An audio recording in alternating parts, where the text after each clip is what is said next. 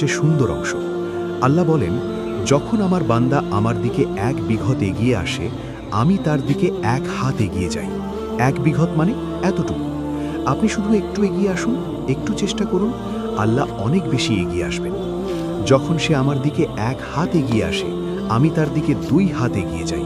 দেখুন, আপনি একটু বেশি এগিয়ে আসলেন, আল্লাহ আরও বেশি এগিয়ে এলেন।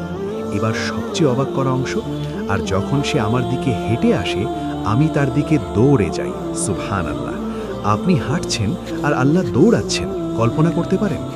আপনি যখন নামাজের দিকে যান, তওবা করেন, কোরআন পড়েন, আল্লাহ আপনার দিকে দৌড়ে আসছেন। কিন্তু শুনুন, এখনও শেষ না।